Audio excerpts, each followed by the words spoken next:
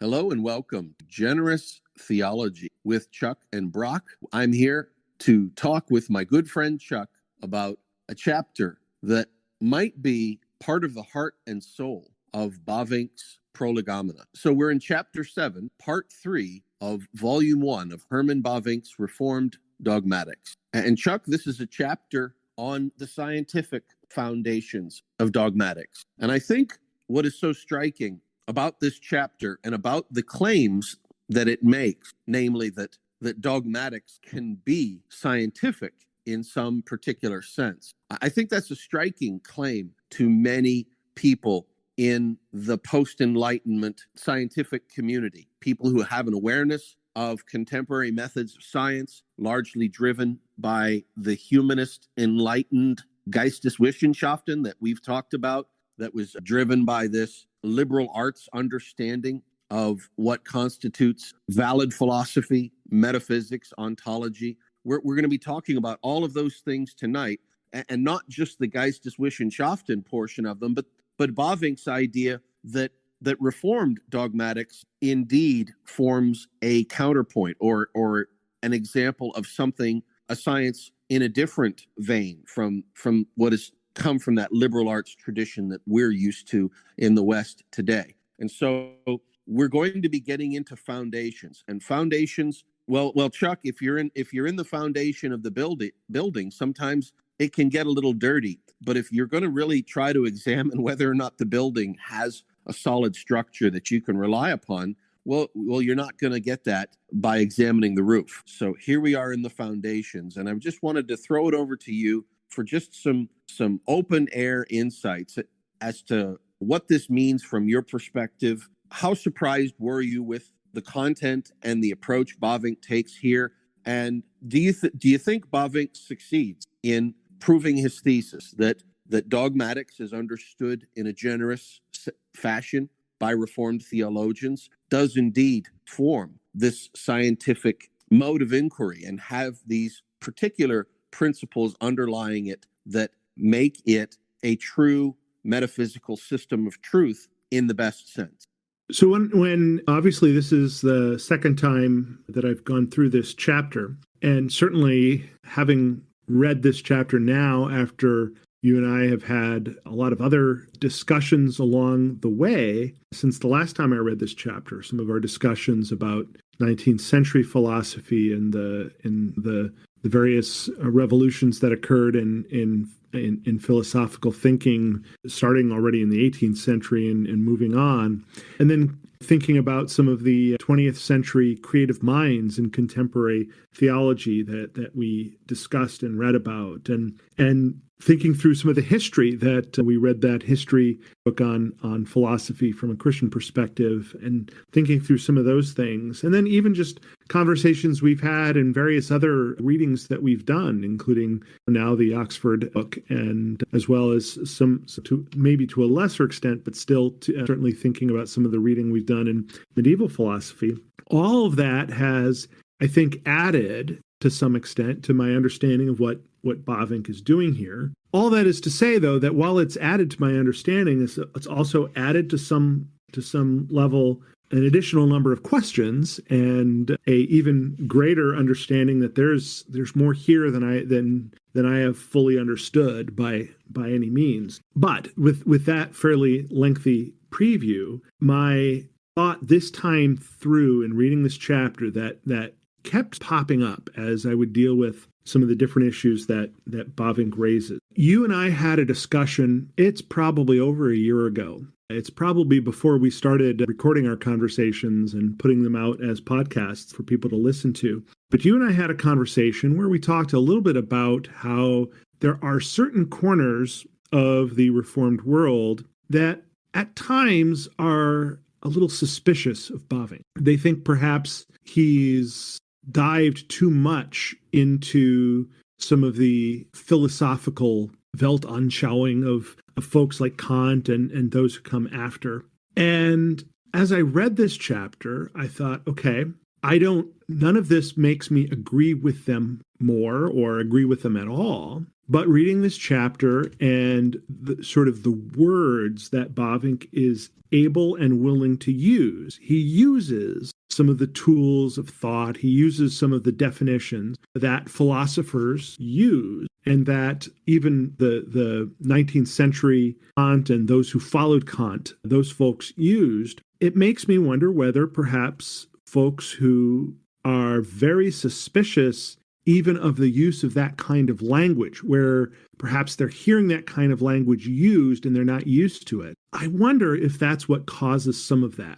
Now, and what I'll say is this: I've experienced this in other. I'm not going to try to say that those folks, well, they just don't understand. They're ignorant because they don't understand that just because you use certain types of language doesn't mean that you've adopted all of the thoughts of other people who use that language. I'm not going to do that because I've seen it happen in so many other ways, right? It is often the case that in other circumstances as well, where you begin to maybe in an attempt to communicate in a way that will be understood to a particular community or to a particular group, you use some of their language, there will often be others outside of that who will say, oh, he's gone over, he's part of that group, just listen to him, just listen to the words that he says. And I wonder if there's a little bit of that going on here. Now, to be fair, there's no doubt that first of all, in the first bit, in where he talks about the foundations of thought, and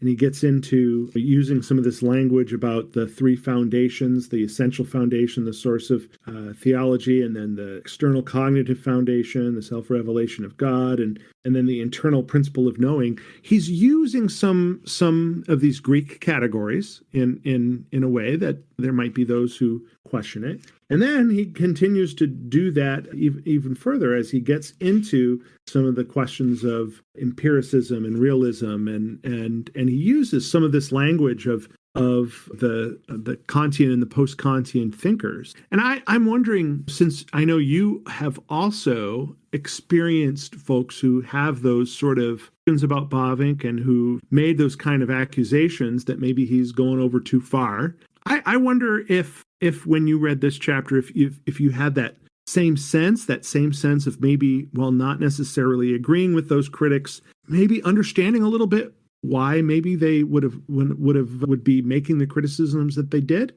I wonder what you thought as you read. Yeah, thank you for that question, my friend. And this has been an important topic for me personally, journeying through the Reformed faith. And let me see if I can hopefully answer the question by giving a little backstory. So when I was a young boy, I grew up in a non-Christian house, and I grew up steeped in philosophy. Now, this is me under the age of 10. So I didn't understand that I was learning philosophy. I was just around it all the time. And I didn't even understand what it was called. So people were talking about principles of the dialectic. People were talking about ideas of the primacy of the self in terms of inquiring about the ultimate nature of reality. I'm not going to go so far as to say that I learned specific principles or specific philosophers. But if we have the idea of, in our culture today, in the culture wars, there's this concept of hypersexualization, and especially with respect to children, it's a very controversial and sensitive topic. And so I just wish to suggest that as a child, I was not hypersexualized. I was hyper-philosophized. I was exposed from the very beginning to, we just swam in the continental environment, in the continental tradition. But of course, I didn't know that was happening, just like a fish perhaps is not aware that it is wet or that it's swimming in water. And so that's the backdrop. Now, around the age of 10 or so, give or take a few years, that changed abruptly. My parents separated and divorced. I moved into a different world entirely. And I went from this hyper philosophized environment and culture into a situation where from the age of maybe 8 or 10 onward, I never heard about those things again. We moved to a significantly more conservative community. And so from maybe the ages of 10 to 20, I had the opposite situation where I was really grounded in a small town in Western Pennsylvania, very conservative, very Christian in its culture. And I would say Christian in two different dimensions, because part of my family on one side was Roman Catholic, and part of my family and upbringing on the other side was Protestant. And what a mash is the word I'm trying to say. And so I was very fortunate to have been exposed to all three cultures at a very young age when the mind is very impressionable. And so in some sense, I've often felt that I had an insight into other cultural milieus or ethoses that many of my friends who grew up in the small town, let's say, they grew up in conservative small town Protestant America. Well, my friends who grew up like that never really could connect with or make sense of a Roman Catholic tradition or ethos or a secular continental way of thinking. And so in some sense, it's almost as if God prepared me for this in that way. And I felt like I've always been a fish living in three different types of streams. So imagine being a fish that could live in fresh water, a fish that could live in salt water, and then a fish that could also scamper about to some degree on land. And that's how I felt. And maybe another example of people who seem to really have this ability, similar ability, would be I've talked with people who are sons and daughters of military families. And so in military families, it's very common to move. And so staying in one place for maybe 2 years, 3 years, 4 years max is common. But then the person serving in the armed forces gets a new assignment, has to move from Germany, where they were previously stationed, into a new place, let's say Korea. So then they're in Korea for 4 years, and then they have to move to another place. Let's say it's South America. And then let's say eventually over the course of their youth, they can be in 6 or 8 or 10 different places, depending on how frequently those assignments came. And that military children have told me that in some senses that made things very difficult, because they found it hard to be grounded in one tradition.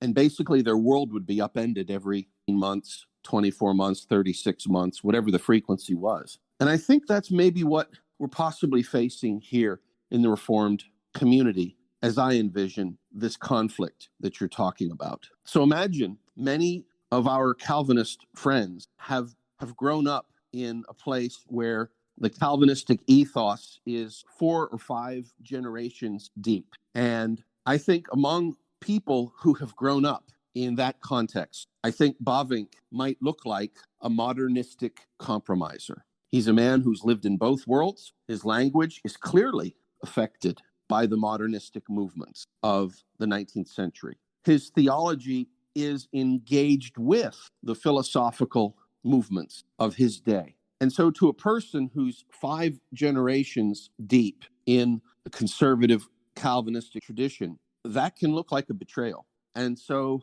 when I'm evaluating Bavinck, first of all, from that perspective, I think it is a betrayal. Bavinck does not sound like Turretin. Bavinck does not sound like most of the other scholastics. And if sounding like something was sufficient enough to disqualify, then Bavinck, I think, would have to be disqualified. However, in terms of content, I think Bavinck has out-Calvined Calvin. Now, this is a great way to get into trouble, and I hope I don't, because I don't mean to, but my point is this. I think Bavinck has put forth a faithful Reformed dogmatics that is informed by the modernistic trends of the 19th century, and yet faithful to the principles of the Reformers. And that's quite an accomplishment, Chuck. Now, let me turn the coin on the other end. If it's from the point of view of these traditional Calvinists who are 5 generations deep in their particular scholasticism, let's say, if they're the judge of orthodoxy, then Bavinck might be out. But let's turn it on its side. What is it that makes those folks the police, the Reformed police, for lack of a better word? Now, I get it. They have a viable and valuable tradition. They have the integrity of multiple generations of continuity. All of that is to be praised, commended, and valued and cherished. But is there a weakness? And I think in the case of Bavinck, versus others, I think we can see that it is. And let me tell you what I mean, Chuck, and then throw it over to you for a response. Before I found Bavinck, when I had found confessionalism and I had found Reformed theology, I thought that the Reformed folks I was reading from, I thought they were masters of the scriptures. I thought they had excellent insight into the fallacies and limitations of the pre-modern worldview. So I'm thinking here, for example, of the High Middle Ages. I think they could criticize Aquinas well. I think back, of course, to the classical schools of thought from antiquity. Think of Stoicism, Manichaeism. Think of the other Platonism and Neoplatonism, Aristotelianism, and other sorts of Greek sophistry that's associated in the tradition. And I always felt that Reformed thinkers had good insights into that. And yet somehow, when it came to the modern period, these insightful men just didn't have an answer that seemed like they understood modern thought the way they understood and could capably criticize Stoicism, for example. And I was reading that and thinking to myself, this is really unusual. I think I was surprised. I was looking for people to have more ability working with the moderns. And then I found Bavinck. And boom, not only did I have a Bavinck who could understand and capably work with the material from the pre-moderns, like the rest of the Reformed folks, but I think Bavinck could actually relate to and understand the moderns on their own terms, and then do the things that moderns say they valued, which is apply the study of this critical method to modernism itself. And that's just a long-winded way of saying, I think Bavinck has taken the measure of modernism in a way that few, if any, other Reformed folks have. And so that has been a divide. And it looks to me like Reformed theology, many people in Reformed theology have equated engaging with modernism in any way with being a modern compromiser. Now, Chuck, that was a long-winded answer, and it had a lot to say there. Let me throw it over to you for some reactions. Did I answer the question? Did we get there to where we were hoping for? And how did that bounce off of you?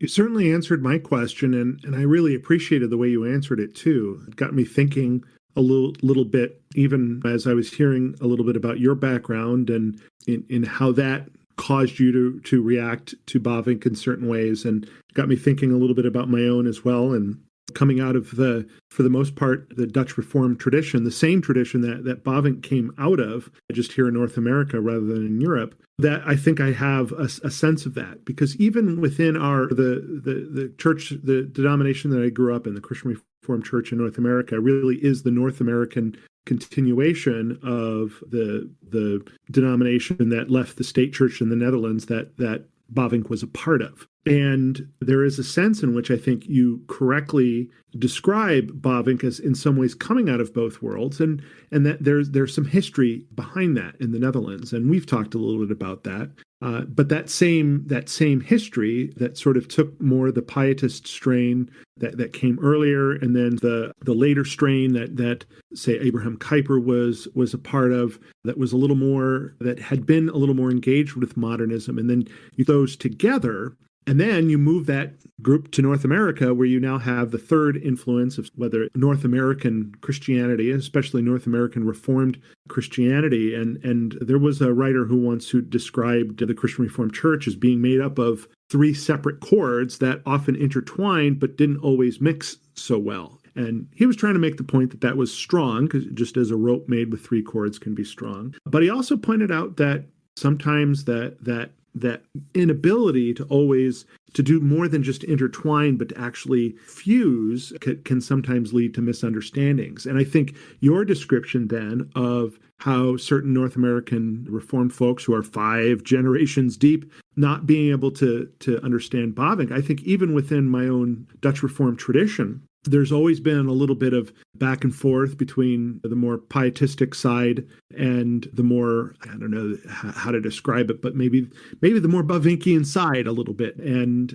so there's even been, and still today is, some level of push and pull and not always speaking the same language, and that has come out of it. So I think your description of that in describing those who would criticize Bavinck and why they might do so, and why some of that criticism could potentially, at least if we only meant for Bavinck to be writing to other Reformed folks, would perhaps be valid criticism. I think it makes some sense, and that concept can be applied in a number of different ways. So I really appreciated it.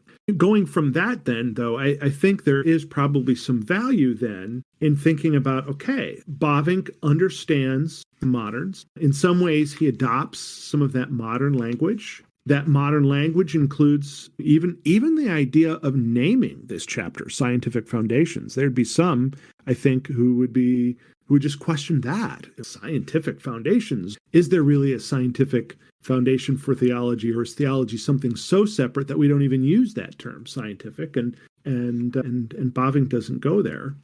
It brings about this question: is there a better way to do what Bavinck does here, which is to really dig deep into what are the foundations, what are the basic theological stepping stones that we need to deal with in order to put together a dogmatics. And Bavinck talks a little bit about this in as he weaves some of the story of various historical eras, where he talks about how different people write their dogmatics and how they wrote their loci and how did they begin and what types of things did they put at the very beginning of their writings and therefore what really were their foundation. And I guess my question is, especially in the world that Bavinck was writing it, in the late 19th century, a world where that post-Kantian philosophical mode had really had almost a death grip on the minds of almost all intellectuals. Was there another choice to deal with these things? Now, today, perhaps there would be, right? Because I think we're embarking into a new era, and we've talked about this a little bit as well. I think we're seeing the end of modernism, maybe not the final end of it, and certainly there are plenty of places where modernist thought is still preeminent, but we're now seeing the move into postmodern thought. And there's a big difference. I get that there also can be somewhat of a continuum, but there's a big difference. There seems to be some level of discord between those who primarily think in those modern terms, whether it is the empirical or the rationalistic or the realistic modes or the nominalist modes that Bavinck speaks of. And there's some differences there. But all of those, there are people for whom that is still primary. And a lot of those folks are very concerned about the upstart postmoderns. And postmoderns are often very critical as well. And now, here we have us Christians.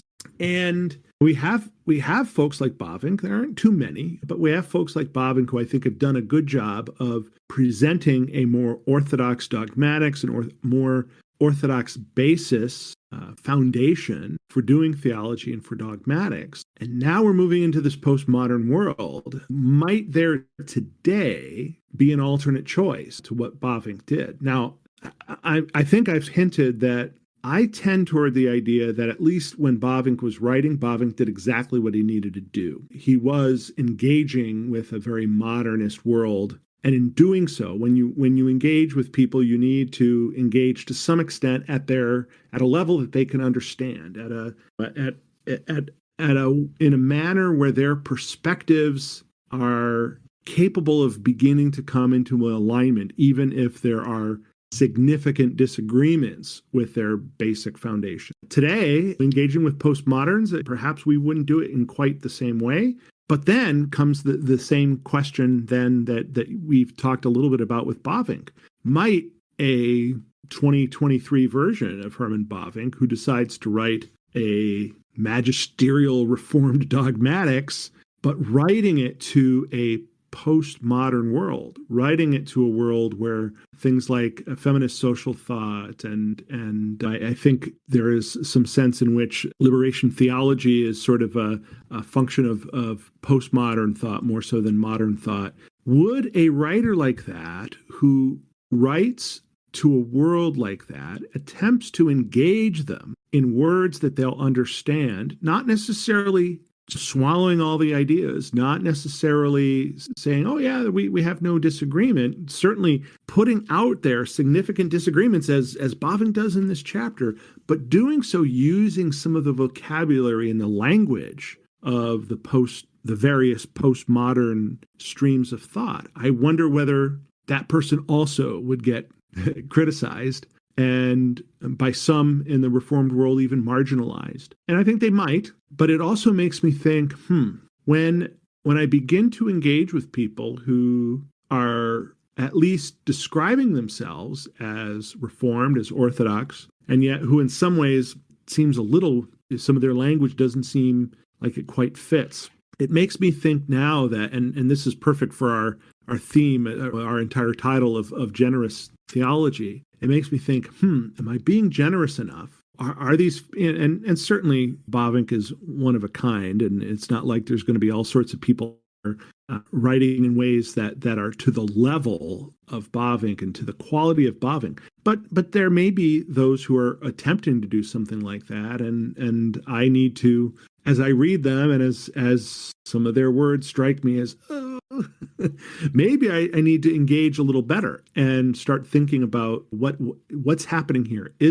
Am I reacting to merely the use of language and vocabulary and engaging with ways of thinking that just don't resonate with me? Or has this person actually adopted those ways of thinking and now they're all subsumed into what he's writing? I think what Bavinck did is used the vocabulary but didn't adopt it, didn't adopt that way of thinking, and came to very different conclusions. But yeah, so in a way, reading through this chapter, and we're not even beginning to just scratch the surface of what he actually writes. We're more talking about the way he writes more than anything. But it's a reminder to me to be more generous in the way I read others. And I think that was, even before we get into some of the very important detail. And by the way, I'm hoping we get to do that, whether it's today or we've got maybe about another 15 minutes or so, but we might have to extend this another episode.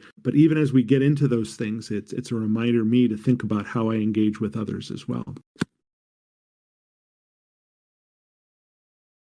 Chuck, I really appreciate that build out. Thank you for that. I want to get into the content of Bavinck's chapter here, but in the spirit of prolegomena, I think we're having a little bit of a prolegomena-ic discussion about prolegomena, and I seem to gravitate to that. I would throw this out. There is this idea that comes to me when I wonder if this is what it is like when, so for example, we talk about modernism succeeding the Protestant scholasticism and creeds and confessions of the late medieval, early modern period. And I don't think there's any way, from an outside observer looking in, I don't think there's any way to call that a win for Reformed dogmatics. Basically, just as Islam showed up in the 7th century and conquered all of the philosophies, ways of thought, value systems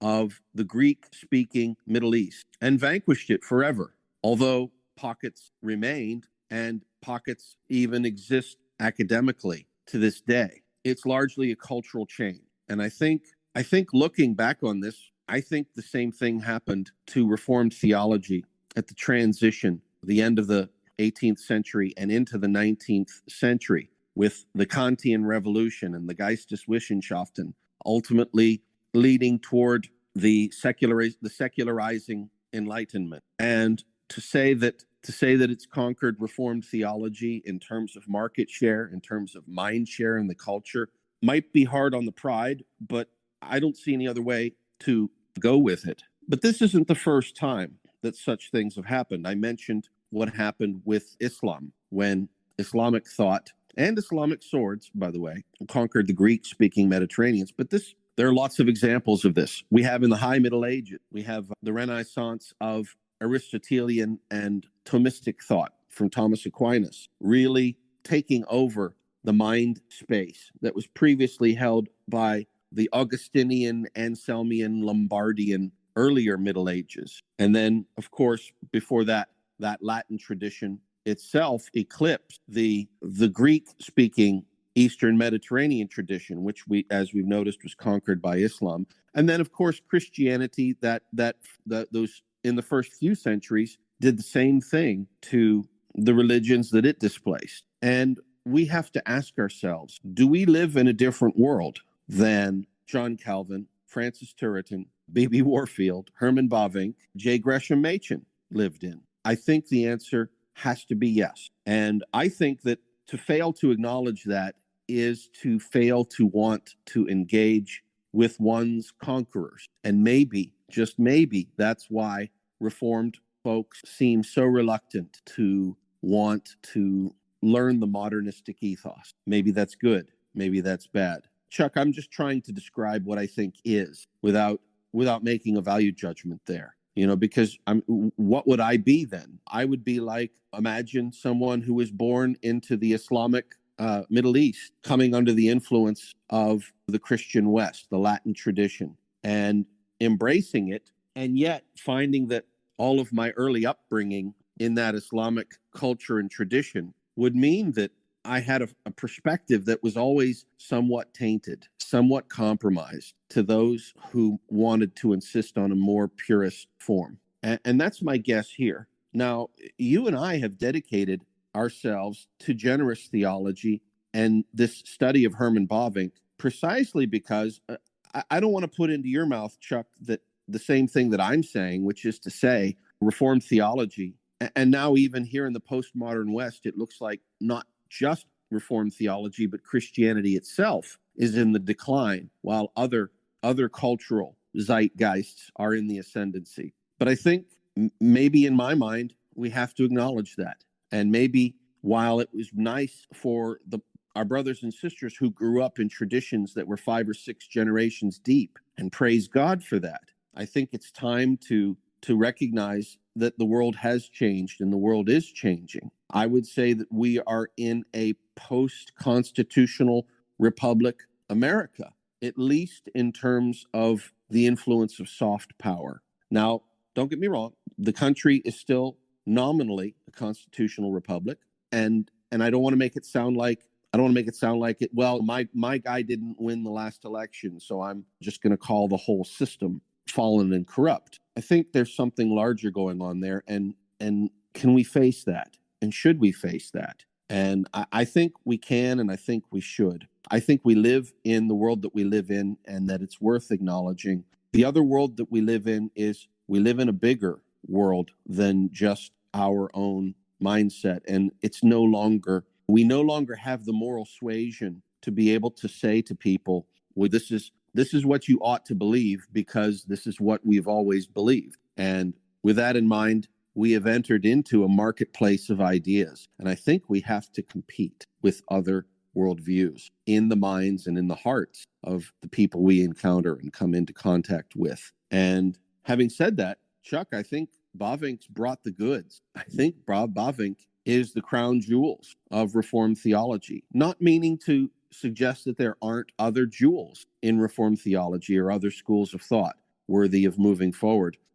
But Bavinck has impressed me. I think for each of the modern situations that have been persuasive in the minds of many over the last 150 and 200 years, I think Bavinck has outlined a consistent Reformed dogmatic response to that is actually superior. And so with that in mind, I still think, yes, we go into a market where we now have to compete instead of just being the monopoly, as it were. But having said that, we still have the best product, but we have to actually execute. We have to bring it to market. We have to engage in the marketplace of ideas. We have to do it with peoples who don't see it the same way as we do and who might evaluate at the end of the day differently and say, haha, you have your Reformed theology. Well, I have my Karl Rahner and my modern conceptions of Roman Catholicism. Or, haha, I have my modern Hegelian Marxist conceptions, and I'm going to go with them instead of your Reformed dogmatics. And I think that's tough for many in our generation to to accept. I don't know, Chuck, if that's a fair diagnosis. And we didn't get into Bavinck's content, which is a shame because this might be one of the most excellent chapters in all 4 volumes. But let me throw it over to you to maybe try to chew on what that on those statements. Yeah, I think even I generally agree with your how you put that, and to some extent, I think one of the things we can really learn from how Bavinck wrote what he wrote. We may never come to the brilliance of a Bavinck. We may never get to his level, but I think one of the things that we can learn in how we engage is that in a world where our particular perspectives are only one of many, maybe even one of the less important among many, at least as perceived by those who are engaging in that, there is a sense in which we have a need then to engage in ways that will actually engage those folks. And I don't want to say that it is a good thing that we no longer live in a Christendom, that we no longer live in a place where the Christian worldview, in some way, not always perfect, but at least primarily based on Christian principles, is the most important. I don't want to say that that's a good thing. But what I think can be of benefit, what we can learn from being in a different situation, is where our views were the expected views, we did not necessarily need to or learn how to engage with people who held to different ideas because they were a small group, or they weren't a part of our milieu.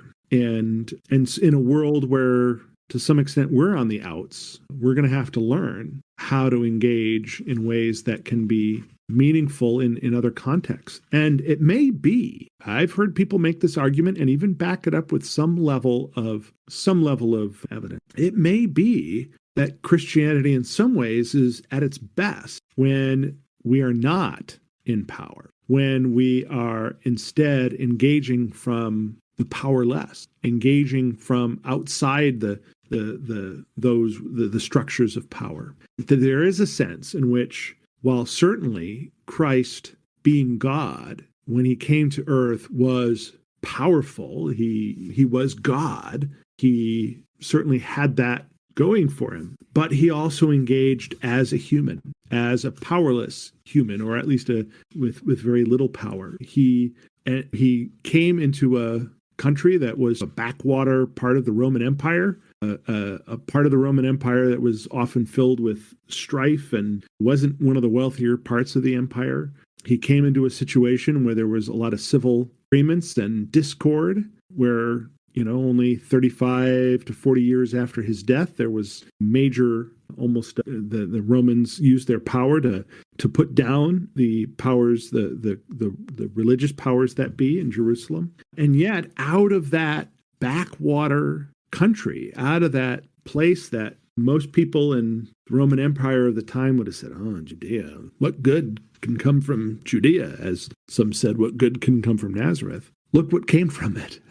And again, I don't want to get into sort of this romanticized view of what it means to be the minority, what it means to be out of power, because there's certainly much that is difficult that comes with that. But perhaps being in those circumstances, having to develop a little bit of humility, but also having to develop the ability to understand how others are thinking and engage with them, maybe that could be a good thing for Christianity in general. And perhaps Bavinck, even though he was still in a world where we are today was perhaps not entirely conceivable, and maybe in some ways it perhaps was, but it was still different. But even then, perhaps reading how Bavinck engages can really help us going forward. And so I hope, I agree that it's too bad that we haven't actually gotten into the meat of what Bavinck says, and I'd hope that we can continue with this chapter next time and actually get into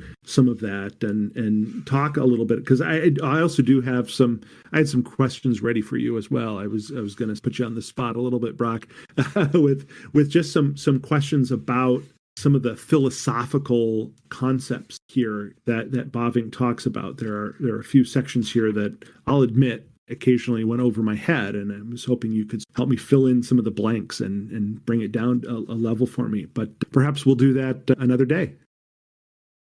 Yeah, we will, my friend. We're going to have a lot of fun with this chapter. This is the kind of chapter where I could see us talking almost one episode per paragraph. It is so important, and Bavinck is so rich. Now, having said that, I'm not particularly shooting for that, but if we meander a little bit through this chapter, I don't think we are going to do ill.